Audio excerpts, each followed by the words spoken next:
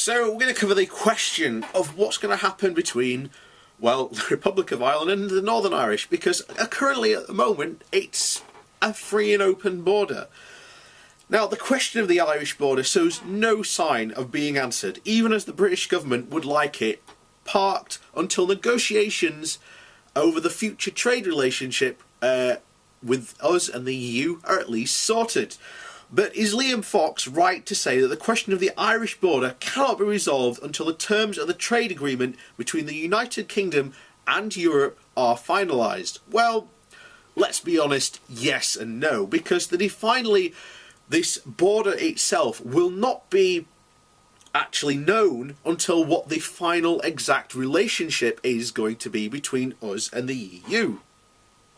But we already know, under the terms of Theresa May's Lancaster House speech, we are heading for a hard border between the two nations, as we are leaving the customs union and seeking regulatory divergence from the EU 27, which means that we will have to have a physical and infrastructural and customs checks, whether in the Irish Sea or on the island of Ireland. That means that as far as the Irish government goes, whoever's in power, their political interests remain the same, to make certain that a hard border is at sea, not on land. That means using their veto power either in December or in March 2019. So this is one of the things that, Brexiteers, and was brought up numerous times during the, election. And remember, Northern Ireland was voted 60-40. So should, as Brexiteers say, oh, you need to respect the vote. So should Brexiteers now respect the vote of the Northern Irish?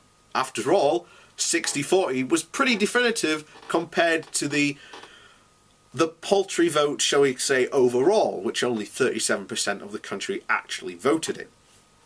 So this is a sticky situation, and this goes to show that the Brexiteers, at least the elitist Brexiteers who have been pushing this idea for years, who basically don't even have an answer to it. There has been no real concrete suggestion put forward by anyone on this situation, and as such Brexit will become unstuck, because Ireland, if the UK decides it wants to have a border, a hard border, which Theresa May, again, as we said in her Lancaster House speech, that's what was going to happen, then officially Ireland will veto it. They want a hard border. They want, the border for customs checks to be at sea, not on land. And let's say you continue the relationship, then officially the Republic of Ireland becomes the first sanctioned smuggler state ever in existence. So this is not an easy question to answer, and the only answer is that we have to remain in the customs union, we have to remain in the single market. I cannot stress how important these two things are, because once you admit that yes, we have to remain in the customs union, which will save us even more bigger headaches, then you have to realise that actually us staying in the customs union is actually a better idea. Is just as valid as staying in the customs union. So then you get on to the third state, which basically goes like this. If it's worth us staying in the customs union and in the European single market to gain all the advantages we had, although even that, that state of things being, as we call it, being like Norway, we still lose out on a lot of stuff, mainly in the decision making and having access to a lot of the EU funds that we just, don't have access to. And that will cause us even more headaches in the future. So if you are a Brexiteer and you are someone who agrees with the customs union and agrees with staying in the EU single market, then you have to ask yourself the question, why are we leaving? Because if we leave and we lose the political power that we had, and again, we are referred to as one of the big three in the European Union, Germany, France, and the UK. we have a lot of swing. When we leave, we lose it.